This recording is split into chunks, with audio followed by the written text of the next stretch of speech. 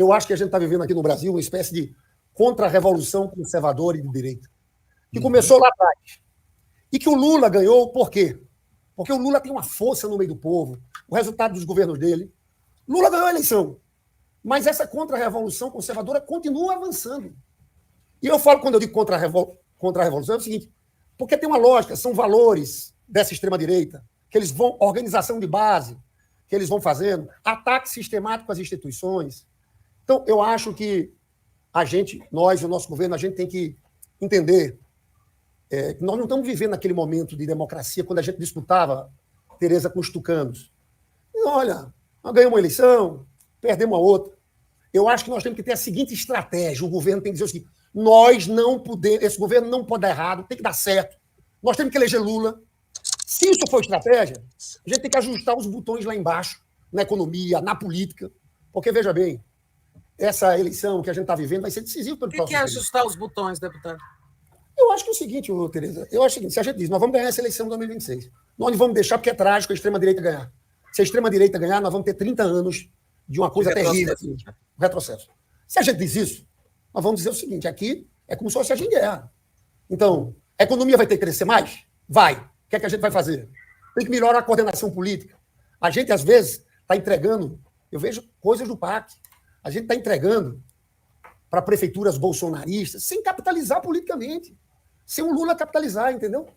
Tem que ter um processo também de fortalecimento. A gente tem que... Pois é, tem que carimbar as obras não estão sendo carimbadas com o governo federal, eu tenho recebido isso de prefeitos, de gente do interior de Minas que me conta, a obra não tem carimbo federal. Tereza, lá no Rio de Janeiro tem um município, São Gonçalo, que é um prefeito bolsonarista, xinga Lula todo dia. O Lula, em dezembro, liberou para ele uma pancada só para a MAC da saúde média e alta complexidade, 164 milhões. Entrou em dezembro. Tem que pelo menos chamar o cara para tirar uma foto. A gente aqui. Ele ficou calado, ele disse que é dele. Mas é o que mais está acontecendo, entendeu? Está parecendo que a gente está com a visão daquela republicana, como se a gente estivesse vivendo 2003, 2004. É como se... Não é aquele primeiro mandato do Lula. Nós estamos com uma guerra. Nós estamos com uma guerra com essa turma aqui no Brasil. A gente tem que ser mais profissional. O parlamento é muito conservador. A pauta, quando eu falava dessa contra-revolução conservadora, a gente ganhou a eleição, mas a pauta é uma pauta bolsonarista. E aqui é o seguinte, a gente tem que melhorar a nossa articulação política, tem que se organizar um pouco mais. Eu acho que a gente cometeu erros lá no passado, que a gente tem que ter organizado uma base nossa. Foi um pouco terceirizado para o Lira. Mas o que eu acho que a gente tem que fazer?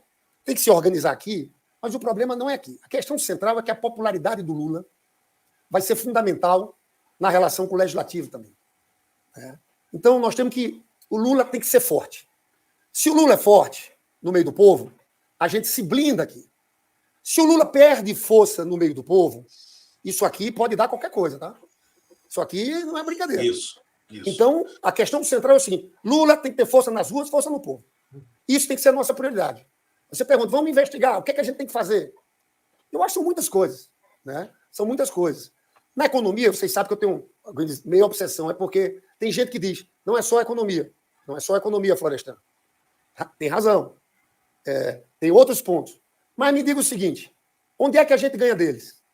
Na economia, no bem-estar do povo. Na economia e nos projetos. Agora, e no social por decorrência da economia. Economia. Eu estou querendo dizer que na pauta eles ganham da gente a pauta de segurança, eles botam a boa, eles botam aquela pauta dele, eles vão naquela de... Então a gente tem que ter um crescimento, na minha tese, eu posso dizer para você, qual é o crescimento, isso aqui não é um número exato, que sustente politicamente o nosso projeto. Os 8 anos do governo Lula, o crescimento foi de 4,1% por ano, a média. Em 2009 teve recessão, ou seja, tinha anos que era 5%, chegou a 7,5%. Né? Então, esse é um primeiro aspecto. A tese minha é que crescer 2% e pouco por ano é insuficiente. Não é sustentável para a gente. E eu sinto falta. Sabe quem mais fala de crescimento no governo Lula? O próprio Lula. É o Lula. Eu sinto que essa agenda, a obsessão por crescer, como a Dilma teve em alguns momentos aqui, apertar os botões e ir fazendo, entender que a gente está numa guerra, não é uma situação de normalidade, né?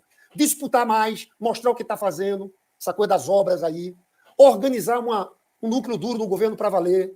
Está solto, tem muita divisão, tem que parar com isso. Tem que organizar, gente. Entendeu? Eu só acho isso, é que tem gente que está achando que está muito macio. Nós vamos levando. Não pode ser assim. É uma situação... Tem situação no passado que a gente disputava a eleição, ganhou, ótimo. Aí, Ô, Lindbergh, você está dizendo o seguinte, que só os resultados atuais não farão o Lula dar um arranque de popularidade. Né? Não farão. Que não tem uma sensação, mais. um cara de Nova Iguaçu lá que... Não tem uma sensação assim, melhorou muito. E tem contradições, olha só. Está muito xoxo, né? Assim, as pessoas estão vendo e tal, mas elas querem algo mais que mexa mais com a vida delas. E para isso tem que ter um crescimento mais vigoroso. Luiz Costa Pinto, você ia falar, mas deixa eu te explicar. Por exemplo, o desemprego. Os números são contraditórios. Vamos lá, para eu passar para você, Luiz Costa Pinto.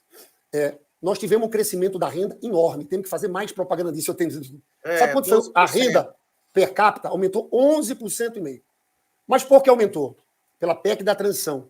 Aumento do salário mínimo e um aumento grande do Bolsa Família turbinado. Você sabe que aumentou 19% o número de domicílios. O valor aumentou em mais de 30%.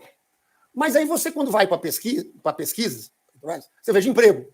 Estamos com desemprego baixo, 7,8%. Mas sabe o que diz a pesquisa Atlas? Quando pergunta o que o governo está fazendo pelo emprego, 19% diz que foi bom, 57% ruim. A gente tem que tentar entender o que está acontecendo aí. Né? Tem que tentar entender. É emprego ruim? De baixa qualidade? A gente tem que estudar. Agora, veja bem, para eu passar para você, Luiz Costa Pinto. Muita gente ficou falando em 2023 como se fosse um pibão. 2,9%, o mercado previa 8%. Não foi. 0,8%. O mercado previa 0,8% e acabou 2,9%. Não dá para comemorar isso, a gente tem que tentar mais. Desses 2,9%, 0,9% foi carregamento estatístico do outro ano. Então o crescimento foi 2%. Desses 2%, Tereza, a maior parte, foi 45%, foi agropecuário e petróleo e gás. Agropecuário pega uma parte do país só. O cara que está na região metropolitana de São Paulo, o crescimento foi menor. Terceiro e quarto trimestre, o crescimento foi 0%. Eu acho que a gente tem que acelerar isso aí.